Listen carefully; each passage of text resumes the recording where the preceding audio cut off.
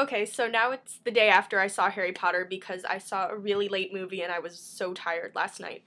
But I did take the time to make this humongous list of things I wanted to talk about the movie. So, first of all, I'm just going to try to go in chronological order and sort of the order of my thought process at 3:30 in the morning.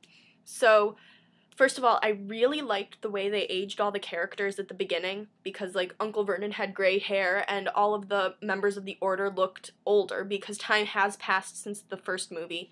And so they are different than when the series started. Um, when the Dursleys were leaving Privet Drive, I was kind of disappointed that Harry and Dudley didn't have the same moment that they had together in the book, where they sort of reconciled their years of fighting and became friends, even though they probably weren't going to see each other ever again. In the Seven Potters scene, I thought they did a really good job, but during the escape, I was waiting for Harry to try to disarm Stan, and that's how they would figure out it was him, but they had Hedwig do it instead, and it's a small detail that they changed, but I think it makes a difference because having a signature spell is a thing that is unique to the Harry Potter world, and I was hoping for that to happen. They didn't go to Tonks's parents' house, which kind of disappointed me because I wanted to meet Tonks's parents, but I understand that they wanted to just go straight to the Burrow and all of that, and Lupin's reaction when they were all at the Burrow, like taking Harry and interrogating him, was perfect. They didn't really introduce the fact that Teddy Lupin was going to be born. They alluded to the fact that Tonks and Lupin had an announcement, but they didn't really announce that it was that they're going to have a baby. At the wedding, sun colors. Luna and Zeno were wearing sun colors. They didn't mention the sun colors and, like, name it the way they do in the book, but it made me happy. It was just a small thing that made a difference to me, because that's one of my favorite things about the wedding scene is the discussion of wearing sun colors to a wedding. They didn't disguise Harry for the wedding, which I thought was kind of weird, but I think in the world of the books, it's way more intense than the world of the movies, because you can't really portray universal distrust in a movie the same way you can portray it in an explanation in a book. Krum was not at the wedding, which I was hoping for, and it didn't really introduce that the sign of the Deathly Hallows was also the sign of Grindelwald, which is kind of an important plot detail because it links Dumbledore to Grindelwald and together to the search for the Hallows, and makes it a little more obvious that that's part of what Dumbledore was trying to convey. When they escaped, they did not go to Tottenham Court Road, which is, like, the minutest detail, but they named a street that was not Tottenham Court Road, and I just think that's weird. When they go camping, the dancing between Harry and Hermione, it was cute. Don't know if it was necessary, but it was a nice little add-in to lighten the movie because it did need some lightening, because right off the bat, Hermione is erasing herself from her parents' lives, which is such an intense scene that she explains in the books, and I think showing it in the movies was brilliant, and it was just wonderful. The locket scene, when Ron with the dough and the lake and the locket strangling Harry and getting the sword and killing the locket, I think it was great. When I imagined it, reading it, I thought that it was just going to be like sort of ghost heads coming out of the locket, and it would be a lot smaller and contained on top of that rock, but the way it just exploded when they opened the locket was really cool, and I think it was a good version of that, although I was kind of skeeved out by the making out between Harry and Hermione. That was just, it was weird, because they like, did a perfectizing animation, which I didn't really like, but it was necessary for the Horcrux. So the way that they transitioned into going to the Ministry of Magic and going to Godric's Hollow, in the book, those took, like, weeks of planning, but it seemed like a moment's decision in the movie, and I think it didn't really convey that they really had to plan carefully for this, because it's their lives, and they are undesirable number one, and friends, and so I wish they had showed, like, there was a little bit more time lapse between realizing they had to go to the Ministry and going to the Ministry.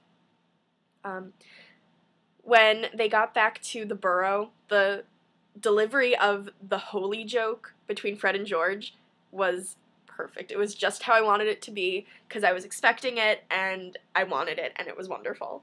I don't think they set up Mundungus Fletcher as skeevy as he should have been, and I imagined him, like, really thin and frail and ragged instead of, like, the sleazy salesman, but that's just an interpretation thing. In the Lovegoods house, at Zeno's house, there wasn't an Horn. That was a Crumplehorn Snorkack, but that's fine. I mean, I understand, like, cutting things for timing, but I wish they had done the Horn Luna's room and talking about freshwater plimpies, because I just love the word plimpies, and I think it adds to the effect of their eccentricity. They did not set up that the name Voldemort was taboo, so with people just randomly showing up, it seemed a lot more random and sinister than there was a curse on this name. The scene in Malfoy Manor, I think, was done really well, both scenes at the beginning and at the end. I really, at the beginning, with Charity Burbage, when she died and was on the table with the blood and the tear trickling down her face, that was just such a intensely tragic moment, and showing Draco's distress that his teacher was just murdered right in front of him on his dining room table was really good, and the deterioration of the Malfoys from being so hardcore Death Eater, we're with Voldemort, to being so survivalist, we're a family, we need to take care of each other, we need to survive this war. That's being set up really, really well. Didn't do the thing with Wormtail's hand, like Harry saving his life, and then the hand strangling himself.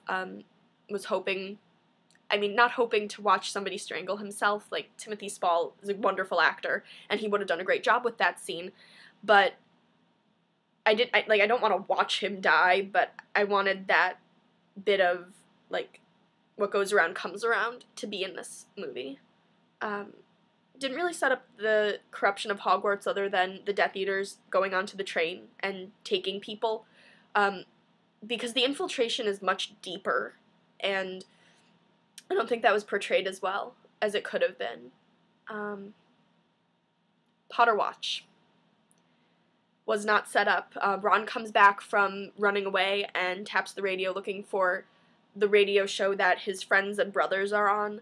Didn't really set that up, they were just listening to the radio. And I think showing the monotony and the passing of time with the radio was a good use of that sound, but it wasn't as effective as it could have been if they had really been listening to Potter Watch. I don't know, I think it was very effective. I think Potter Watch would have been great to have in there. And didn't really set up how they knew who all the Death Eaters were, but I guess you kind of can just be like, oh, they're paying attention to the Death Eaters because they have to fight them. House Elves. I love the House Elves. I don't think they did the creature stuff the way I would have wanted. I would have loved for them to build the relationship with Creature the way they did in the book, but he did his job, and it was fine. But Dobby, this is probably my 5th time through Deathly Hallows between reading and watching, and I literally cry every time I get to Dobby's death, and I think that was done perfectly. Overall, I really enjoyed the movie, and I think that it's promising to finish out the series in a really nice way. And I think my favorite thing about movie releases and other big events with Harry Potter is that I'm such a fan every day of the year that I can just let my nerd show and be super cool this time of year. And to finish, I want to dissect a red vine for you, because I had them because of the meme, and I was eating them. I ate a few, and they're just really gross. So, first of all, it's like cheap Twizzlers. It's completely hollow on the inside, and then when you take it apart, it just looks so disgusting, and it tastes kind of like cough syrup. So those are red vines, and I can't understand how the Star Kid team could eat them for shows and rehearsals and all that nonsense. So, yay Deathly Hallows, go Harry Potter, and listen to more Wizard Rock because it is awesome.